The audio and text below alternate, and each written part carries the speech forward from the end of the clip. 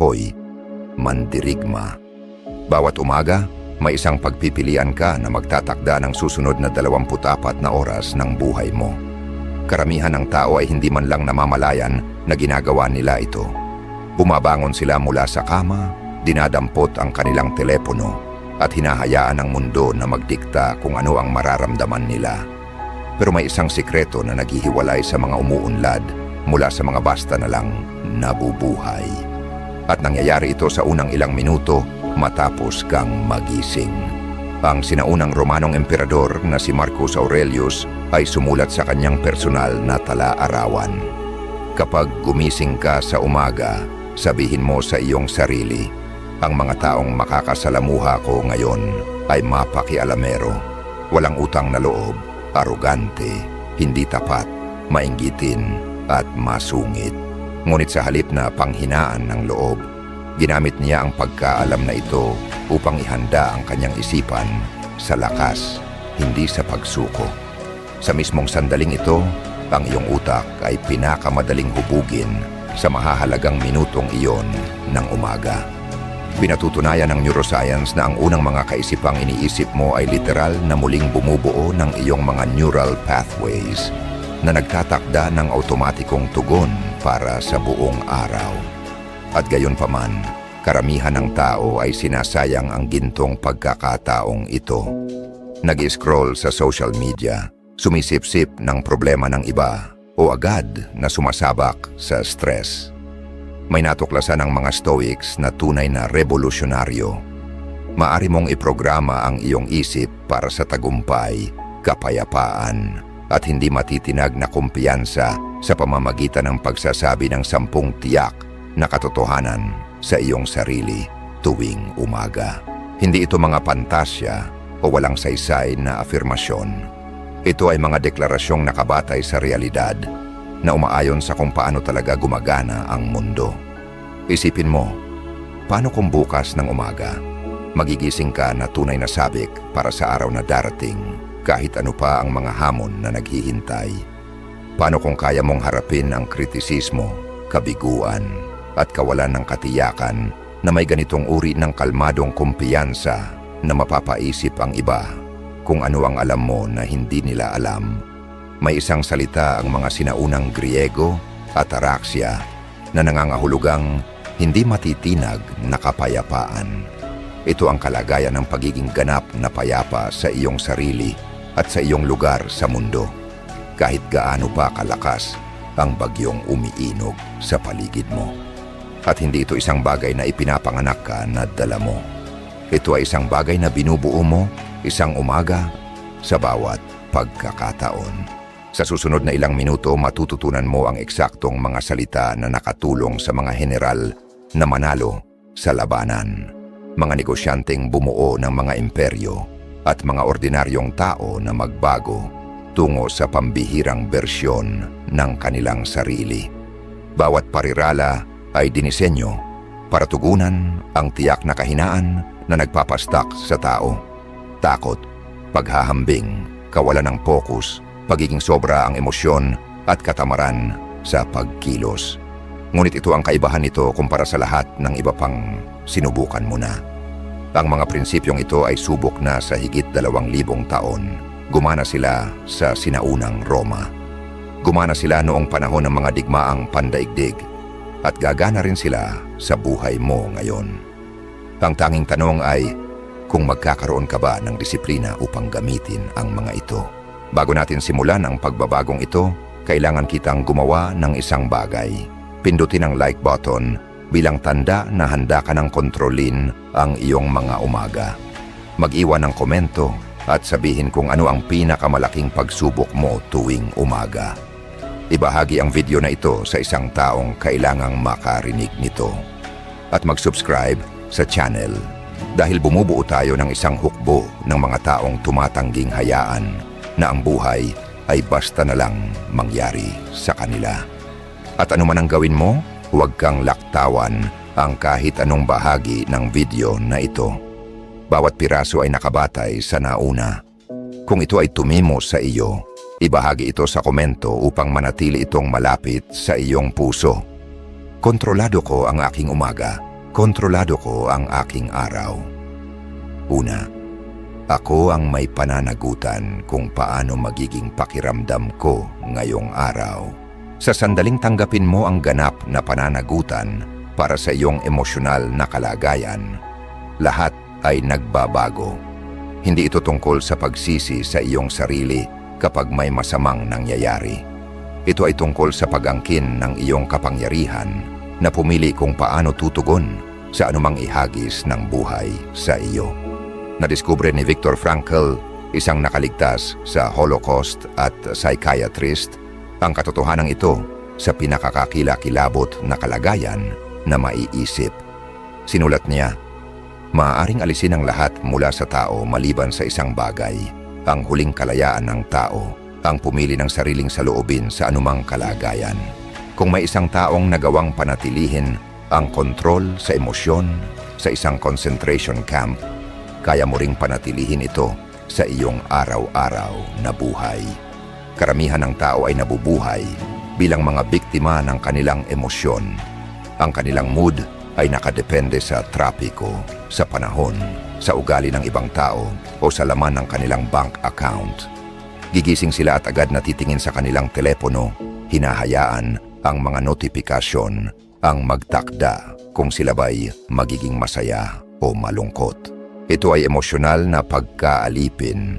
At ito ang dahilan kung bakit karamihan ng tao ay nakararamdam ng kawalan ng kapangyarihan sa sariling buhay. Kapag sinabi mo sa iyong sarili, ako ang may pananagutan kung paano magiging pakiramdam ko ngayong araw, gumagawa ka ng deklarasyon ng kalayaan. Sinasabi mo na ang iyong kaligayahan, kapayapaan at kumpiyansa ay hindi ipinagbibili sa pinakamataas na nag-aalok. Inaangkin mo ang pagmamay-ari ng isang bagay na walang sinuman ang makakaagaw sa iyo. Ang iyong tugon sa kung anuman ang mangyari. Hindi nito ibig sabihin na hindi ka na muling madidismaya, maiinis o malulungkot. Ibig sabihin nito'y kinikilala mo na ang mga damdaming iyon ay mga panandaliang bisita, hindi permanenteng naninirahan. Nauunawaan mo na bagamat hindi mo makokontrol ang lahat ng mangyayari sa iyo, may ganap kang kontrol sa kung ano ang nangyayari sa loob mo. Itinuro ng pilosopong Stoic na si Epictetus na hindi tayo nagdurusa dahil sa mga pangyayari mismo, kundi dahil sa ating mga paghusga tungkol sa mga pangyayaring iyon. Baguhin mo ang paghusga, babaguhin mo ang pagdurusa. Ang umagang afirmasyong ito ay muling hinuhubog ang iyong utak upang tumigil sa paghahanap sa labas ng emosyonal na katatagan at magsimulang maghanap sa loob ng emosyonal na lakas. Simula ng bawat araw sa pamamagitan ng paglalagay ng kamay sa iyong dibdib at sabihin ang mga salitang ito ng may pananalig. Ako ang may pananagutan kung paano magiging pakiramdam ko ngayong araw. Ang aking emosyon ay aking pagpili. Ang aking kapayapaan ay aking desisyon. Ngayon, pipiliin ko ang lakas kaysa kahinaan, kalinawan kaysa kalituhan, at pag-asa kaysa takot. Tingnan mo kung ano ang mangyayari kapag tumigil kang maging biktima ng iyong mga kalagayan at nagsimulang maging may akda ng iyong sariling emosyonal na karanasan.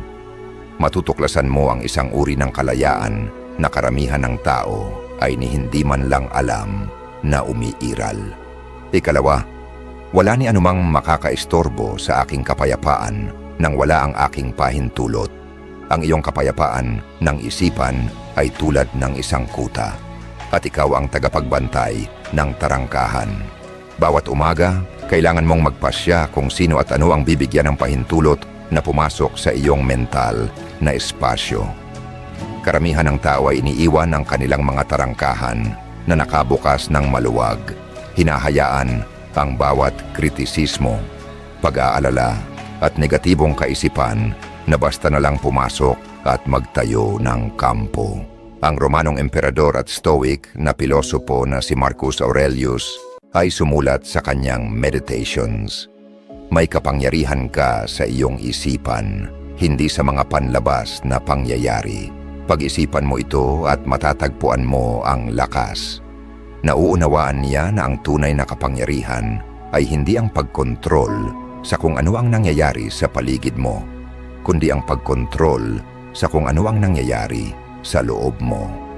Kapag idineklara mong walang makakaistorbo sa aking kapayapaan nang wala ang aking pahintulot, nagtatatag ka ng mga hangganan sa loob ng iyong mundo.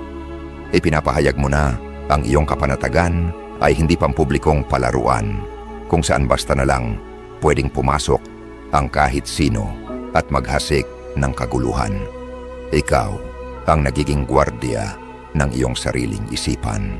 Hindi ibig sabihin nito na magiging walang emosyon ka o hiwalay sa iba. Ibig sabihin nito na de-develop mo ang tinatawag ng mga Stoics na discipline of desire, ang kakayahang manatiling nakasentro anuman ang kaguluhan sa labas. Kaya mong kilalanin na may nagsabi ng masakit na salita nang hindi hinahayaan na sirain nito ang buong araw mo. Kaya mong tanggapin na may kabiguan nang hindi nito winawasak ang iyong kumpiyansa. Ang sikreto ay nasa pagitan ng nangyari sa iyo at ng iyong reaksyon dito. Merong banal na espasyo, isang sandali kung saan ikaw ang may kapangyarihan na pumili. Karamihan ng tao ay agad na nagre-react, kaya hindi nila alam na umiiral ang espasyong ito. Pero kapag sinanay mo ang sarili mong hanapin ang pagitan na iyon, matutuklasan mo ang iyong tunay na kapangyarihan. Bawat umaga, tumayo ka sa harap ng salamin at kausapin ang iyong sarili ng diretso. Walang makakaistorbo sa aking kapayapaan nang wala ang aking pahintulot.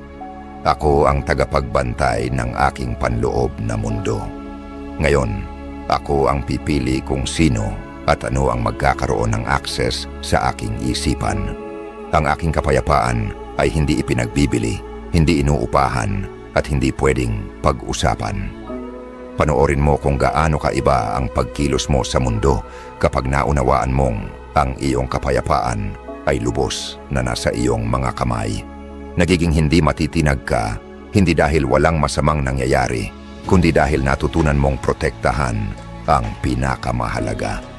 Gusto kong iwanan mo ang afirmasyong ito sa komento. Ako ang tagapagbantay ng aking sariling kapayapaan.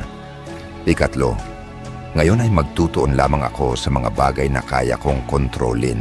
Ang pinakamabilis na paraan upang mabaliw ay ang piliting kontrolin ang mga bagay na ganap na wala sa iyong kapangyarihan. Gayunman, araw-araw, milyon-milyong tao ang nagsasayang ng napakalaking lakas ng isipan, kakaisip sa opinyon ng iba, sa panahon, sa ekonomiya, sa politika, at sa libu-libong iba pang bagay na hindi nila kayang impluensyahan. Itinuro ni Epictetus ang pangunahing prinsipyong Stoic. May mga bagay na nasa loob ng ating kapangyarihan at may mga bagay na wala. Hinati niya ang lahat ng pag-iral sa dalawang kategorya: ang kaya mong kontrolin at ang hindi mo kaya. Kapag nakabisado mo ang pagkakaibang ito, makakabisado mo ang iyong buhay. Ano ba talaga ang kaya mong kontrolin? Ang iyong pagsisikap, ang iyong saloobin, ang iyong mga salita, ang iyong mga kilos, ang iyong mga reaksyon, at ang iyong mga desisyon. Iyon lang. Lahat ng iba pa, ang asal ng ibang tao, ang nakaraan, ang hinaharap, mga natural na sakuna, pagbagsak ng merkado, o mood ng iyong boss, ay ganap na wala sa iyong impluensya. Karamihan ng tao ay baliktad ang ginagawa. Ginugugol nila ang 80% ng kanilang mental na enerhiya, kakakontrol, sa mga bagay na hindi makokontrol, habang napapabayaan ang mga bagay na kaya naman nilang impluensyahan. Nag-aalala sila kung ano ang maaaring mangyari sa susunod na buwan, habang hindi pinapansin kung ano ang magagawa nila ngayong araw. Nag-i-stress sila sa iniisip ng iba, habang hindi nagtuon sa kung sino ang gusto nilang maging. Kapag gumising ka at idineklara, ngayon ay magtutuon lamang ako sa mga bagay na kaya kong kontrolin, gumagawa ka ng estratehikong desisyon na ilaan ang iyong limitadong mental na lakas kung saan ito tunay na makakalikha ng pagbabago. Pinipili mong piliin ang pagiging epektibo kaysa pagkabalisa, aksyon kaysa pag-aalala, impluensya, kaysa kawalan ng magawa. Ginamit ng mga Stoic na Griego ang isang makapangyarihang ehersisyo na tinatawag na Circle of Control. Isipin mo ang lahat ng bagay sa iyong buhay bilang nasa isa sa tatlong bilog. Mga bagay na lubos mong kontrolado, mga bagay na bahagya mong naiimpluensyahan, at mga bagay na ganap na hindi mo makokontrol. Ang tungkulin mo ay ilagay ang 90% ng iyong atensyon sa unang bilog, 10% sa pangalawa, at 0 sa pangatlo. Binabago ng umagang gawin na ito ang lahat. Sa halip na gumising na nabibigatan sa lahat ng mali sa mundo, gigising ka na energized dahil sa lahat ng tama na kaya mong gawin sa iyong sphere of influence. Sa halip na makaramdam ng kawalan ng kapangyarihan, mararamdaman mong nakatuon ka. Sa halip na magulo at puno ng pagkabalisa, mararanasan mo ang kalinawang parang laser. Tumayo ka, tingnan ang iyong sarili sa mata at sabihin ng may pananalig, "Ngayon ay magtutuon lamang ako sa mga bagay na kaya kong kontrolin. Hindi ko sasayangin ang aking lakas sa mga bagay na wala sa aking kapangyarihan. Ang aking atensyon ay ilalaan sa aking mga aksyon, aking pagsisikap at aking mga tugon. Dito naninirahan ang aking kapangyarihan." Ika-4, ang aking halaga ay hindi nasusukat sa mga kinalabasan ngayong araw. Ang iyong halaga bilang tao ay walang kinalaman kung makuha mo man ang promosyon, manalo sa argumento o magkaroon ng perpektong araw. Gayunman, karamihan ng tao ay inuugnay ang kanilang sariling halaga sa kanilang pang-araw-araw na performance. Parang roller coaster na walang tigil. Mataas kapag maganda ang nangyayari, bagsak kapag hindi. Ang Stoic na pilosopo na si Seneca, tagapayo ng mga emperador at isa sa pinakamayayamang tao ng Roma, natutunan ang aral na ito sa masakit na paraan. Nang siya'y ipinatapon ni Emperador Caligula at kalaunan ay pinilit magpakamatay ni Nero. Natuklasan niya na ang panlabas na tagumpay ay panandalian, ngunit ang panloob na halaga ay walang hanggan. Sinulat niya, "Bawat bagong simula ay nagmumula sa pagtatapos ng ibang simula. Ang iyong halaga ay higit pa sa anumang resulta. Itinuturo sa atin ng lipunan na sukatin ang ating sarili batay sa ating produktibidad, laman ng bank account, estado ng relasyon o mga naabot na tagumpay. Gigising tayo na iniisip na kailangan nating patunayan ang ating halaga bago matapos ang maghapon. Ngunit ito'y nakakapagod at sa huli ay mapanira. Dahil ginagawa nitong nakadepende ang ating pagpapahalaga sa sarili sa mga bagay na bahagya o ganap na wala sa ating kontrol. Kapag sinabi mo sa iyong sarili, "Ang aking halaga ay hindi nasusukat sa mga kinalabasan ngayong araw," pinapalaya mo ang sarili mula sa bitag ng performance. Ipinapahayag mong ang iyong halaga ay likas, hindi kinikita. Umiiral ka bago pa dumating ang mga hamon ngayong araw at mananatili kang umiiral pagkatapos ng mga tagumpay o pagkatalo. Ang iyong pagkatao ay hindi maaring baguhin ng pansamantalang kalagayan. Hindi ibig sabihin nito'y titigil ka ng magsikap o mangarap ng resulta. Ang ibig sabihin, pinag-iiba mo ang iyong pagsisikap mula sa iyong pagkakakilanlan. Maari mong habulin ang kahusayan nang hindi inuugnay ang iyong dignidad sa kung maabot mo ito o hindi. Maari kang madismaya sa masamang kinalabasan nang hindi ka tuluyang nadudurog. Maari mong ipagdiwang ang mga tagumpay nang hindi nakabatay dito ang iyong pagpapahalaga sa sarili. Nauunawaan ng mga sinaunang Stoic na ang tunay na kumpiyansa ay nagmumula sa pagkilala kung sino ka sa kaibuturan mo, anuman ang nangyayari sa ibabaw. Tinawag nila itong preferred indifference, mga kinalabasan na kanais-nais, ngunit hindi nakapagtatakda ng iyong halaga. Maganda kung makuha mo ang trabaho, pero kung hindi ibig sabihin ay nabawasan ang iyong halaga bilang tao. Bawat umaga ipaalala mo sa iyong sarili ang mapagpalayang katotohanan ito. Ang aking halaga ay hindi nasusukat sa mga kinalabasan ngayong araw. Ako ay mahalaga dahil ako'y umiiral, hindi dahil sa aking naabot. Ngayon ibibigay ko ang aking pinakamahusay na pagsisikap nang alam kong ang aking halaga ay hindi sinusubok. Tagumpay man o kabiguan, nananatili akong karapat-dapat sa pag-ibig, respeto at dignidad.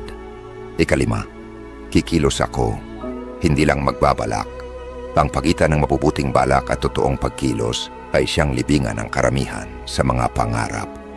Bawat umaga, milyon-milyong tao ang gumigising na may magagandang plano, sisimsulan ng negosyo, tatawagan ng kaibigan, magsisimula ng workout routine o isusulat ang librong iyon.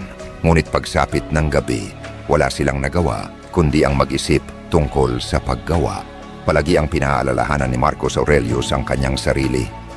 Sa umaga, kapag bumangon ka ng walang gana, ipaalala mo sa iyong sarili, bumabangon ako para gawin ang gawain ng isang tao. Alam niyang ang mga balak na walang kilos ay pino lamang na anyo ng pagpapaliban. Ang kaibahan ng matagumpay na tao at ng karamihan ay hindi talento, swerte o kalagayan. Ito ay ang kakayahang isara ang pagitan ng pag-iisip at paggawa. Habang karamihan ng tao ay pinapaganda ang kanilang plano, ang matagumpay ay pinapaganda ang kanilang pagpapatupad. Habang karamihan ay naghihintay ng tamang sandali, ang matagumpay ay lumilikha ng tamang sandali sa pamamagitan ng pagkilos. Kapag idineklara mo, kikilos ako, hindi lang magbabalak. Gumagawa ka ng pangako na maging taong kumikilos kaysa taong walang katapusang naghahanda.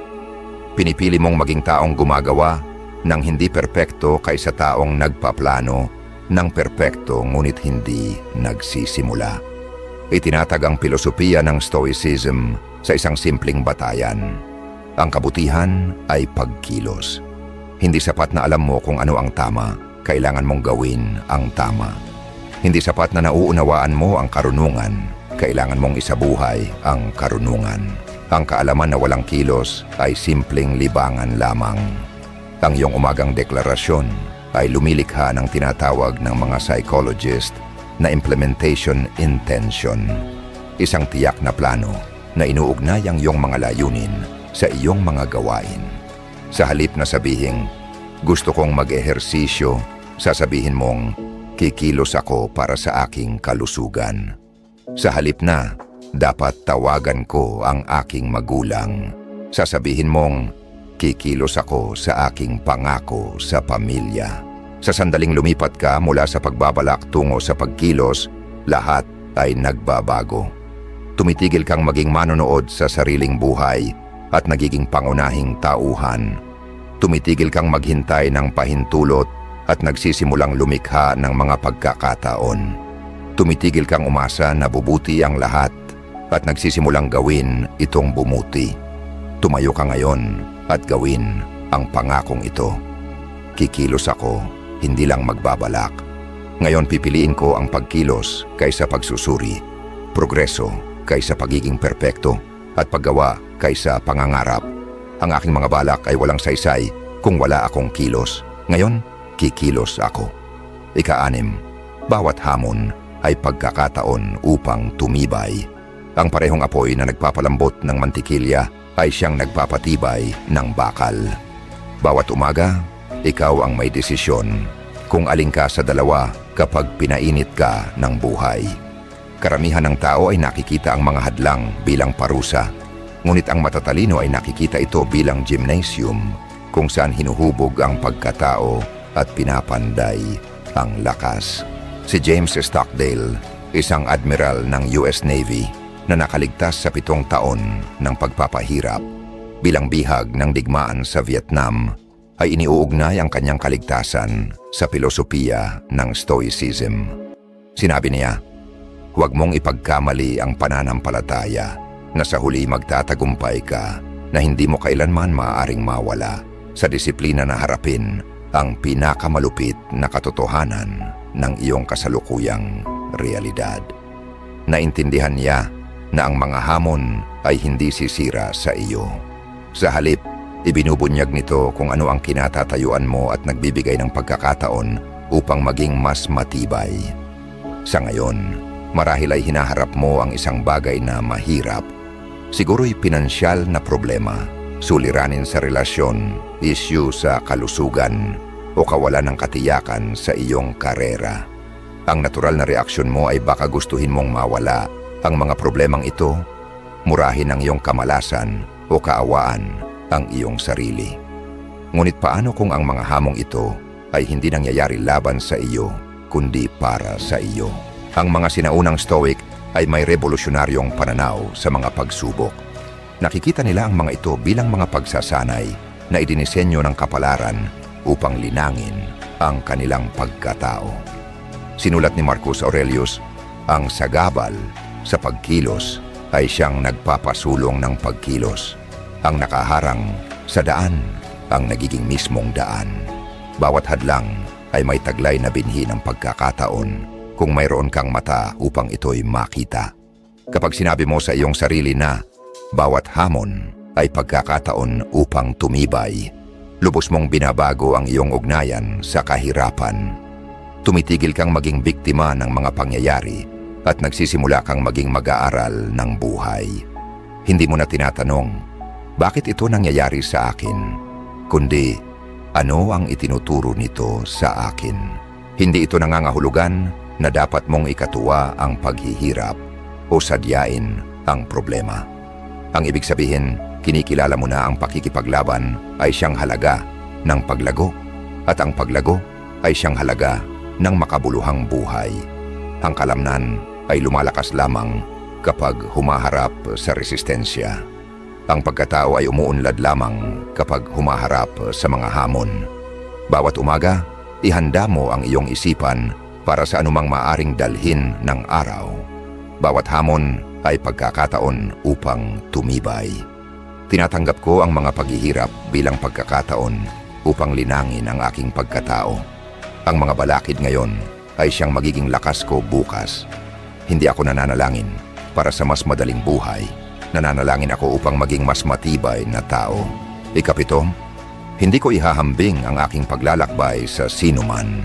Ang paghahambing ay hindi lamang magnanakaw ng kaligayahan, kundi sumisira rin ng progreso, kumpiyansa at tunay na tagumpay.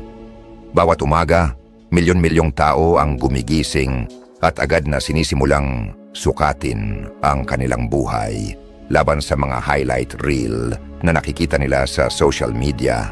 Nakakalimutang ikinukumpara nila ang sariling likod ng entablado na realidad sa maingat na piniling palabas ng iba. Itinuro ng pilosopong si Epictetus, iwasan mo ang maraming problema sa hindi pagtitig sa kung ano ang sinasabi o ginagawa ng kapitbahay mo, kundi sa kung ano ang ginagawa mo mismo. Alam niyang ang tanging mahalagang kompetisyon ay laban sa sarili mong kahapon. Ginawa ng social media na parang 24/7 na bisyo ang paghahambing. Nakikita mo ang mga litrato ng bakasyon ng iba at biglang nakakaboring ang iyong buhay. Nakikita mo ang anunsyo ng promosyon ng iba at biglang tila hindi gumagalaw ang iyong karera. Nakikita mo ang mga post tungkol sa relasyon ng iba at biglang pakiramdam mo'y kulang ang iyong buhay, pag-ibig. Ngunit heto ang hindi mo nakikita, ang kanilang mga pakikibaka, takot, kabiguan at mga pribadong sandali ng pagdududa.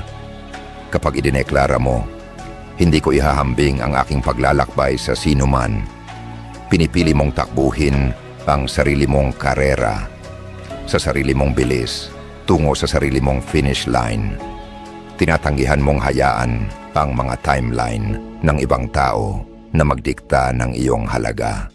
Inaamin mong ang bawat isa ay may kanya-kanyang panimulang punto, iba't ibang yaman at iba't ibang ikapito, karugtong.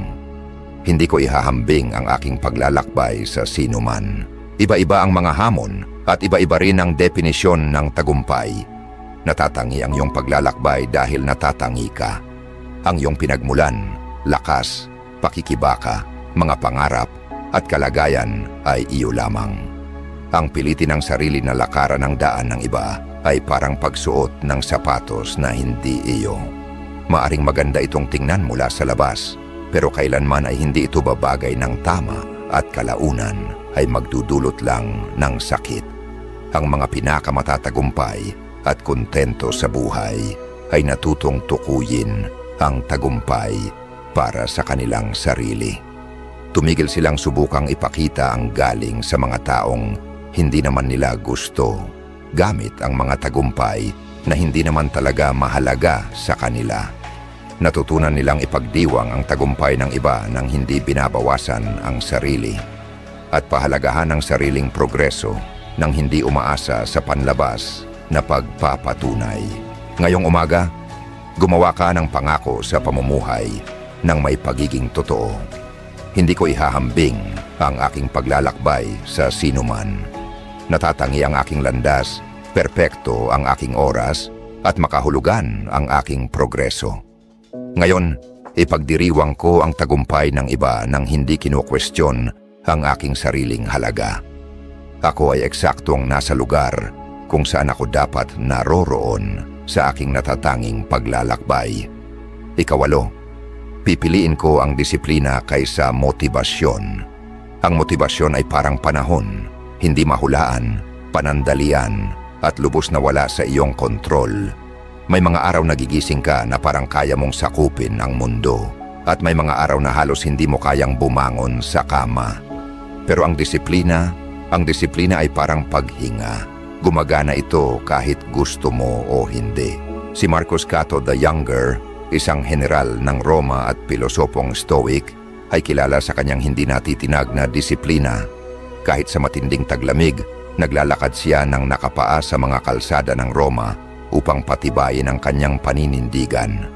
Naiintindihan niya na ang kaginhawahan ang kalaban ng kadakilaan at ang disiplina ang tulay na nagdurugtong sa mga layunin at mga tagumpay. Pinatunayan niya na hindi mo kailangang laging makaramdam ng motibasyon upang kumilos. Kailangan mo lamang maging disiplinado. Karamihan ng tao ay naghihintay ng motibasyon na parang kidlat na babagsak mula sa langit. Iniisip nila na dapat muna silang ma-inspire, magkaroon ng enerhiya o ma-excite bago sila kumilos. Kaya naghihintay sila at naghihintay, nagtataka kung bakit hindi sila sumusulong tungo sa kanilang mga pangarap. Samantala, ang mga disiplinadong tao ay nagtataas ng mga imperyo, habang ang mga hindi motivated ay nagtataas ng mga palusot. Kapag sinabi mo sa iyong sarili, pipiliin ko ang disiplina kaysa motibasyon, gumagawa ka ng deklarasyon ng kalayaan mula sa iyong mga emosyon. Sinasabi mong hindi magiging bihag ng iyong nararamdaman ang iyong mga kilos. Pinipili mong maging taong gumagawa ng kailangan kahit hindi mo ito feel gawin. Ang disiplina ay parang kalamnan at tulad ng kalamnan, ito ay lumalakas sa bawat paggamit. Bawat pagpili ng disiplina kaysa kaginhawahan ay nagdadagdag ng bigat sa iyong pagkatao. Bawat pagkakataong kumikilos ka kahit wala kang gana, pinapatunayan mong kaya mong tuparin ang sarili mong mga pangako. Tinawag ito ng mga Stoic na discipline of action, ang kakayahang gawin ang hinihingi ng kabutihan. Kahit mahirap, nakakabagot, o hindi komportable, alam nila na ang motibasyon ay dumarating at nawawala. Ngunit ang disiplina ang lumilikha ng tuloy-tuloy na pagkilos na bumubuo ng pambihirang buhay. Pag-isipan mo ang pinakamatagumpay na taong kilala mo. Hindi sila mas motivated kaysa sa iyo. Mas disiplinado sila. Natutunan nilang ihiwalay ang kanilang mga kilos mula sa kanilang damdamin at iugnay ang kanilang mga gawain sa kanilang mga pinahahalagahan. Ngayong umaga, gawin mo ang makapangyarihang pangakong ito. Pipiliin ko ang disiplina kaysa motibasyon. Kikilos ako batay sa aking mga pangako, hindi sa aking damdamin. Ngayon gagawin ko ang mga sinabi kong gagawin ko, kahit ano pa ang maramdaman ko tungkol dito. Ang aking disiplina ang aking superpower. Ikasiyam, ang pasasalamat ang huhubog. Kung paano ko makikita ang araw. Ang iyong pananaw ang iyong realidad at ang pasasalamat ang lente na nagbabago ng mga ordinaryong sandali tungo sa pambihirang mga biyaya. Bawat umaga, may pagpipilian ka. Mag-focus sa mga kulang sa iyong buhay o sa mga bagay na naroroon na. Ang isang pagpili ay humahantong sa kapighatian. Ang isa naman ay humahantong sa kasaganaan.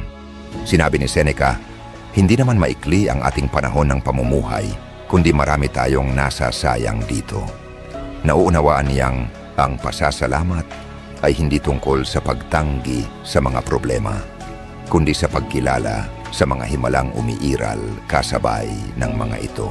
Ngayon mismo, habang pinakikinggan mo ito, tumitibok ang iyong puso nang hindi mo iniisip. Humihinga ang iyong mga baga nang hindi mo inuutos. May access ka sa malinis na tubig, malamang ay may bubong kang masisilungan at naririnig mo ang mga salitang ito sa pamamagitan ng teknolohiyang iisipin ng mga tao noong isang siglo na parang mahika.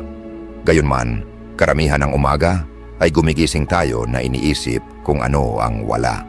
Kapag idineklara mo, ang pasasalamat ang huhubog kung paano ko makikita ang araw. Pinipili mong sadyang sanayin ang iyong utak na mapansin ang kasaganaan kaysa kakulangan. Ipinapakita ng neuroscience na literal na binabago ng pasasalamat ang mga landas sa iyong utak. Lumilikha ng mga bagong koneksyon na nagpapasigla ng likas na optimismo, tibay ng loob at kasiyahan. Ang pasasalamat ay hindi tungkol sa pagpapanggap na perpekto ang lahat o sa pagwawalang bahala ng mga totoong problema. Ito ay tungkol sa pagpapanatili ng tamang pananaw. Ito ay tungkol sa pag-alala na kahit sa pinakamasamang araw mo, may mga bagay pa ring dapat ipagpasalamat. Ito ay tungkol sa pag-unawa na ang kaligayahan ay hindi nakukuha sa pagkakaroon ng lahat ng gusto mo, kundi sa pagpapahalaga sa lahat ng mayroon ka. Ang mga Stoic ay may tinatawag na negative visualization.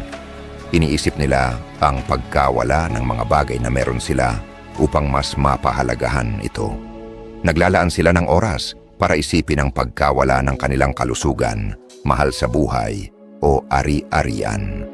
Hindi upang maging pesimista, kundi upang maging mas mapagpasalamat sa kasalukuyang tinatamasa nila.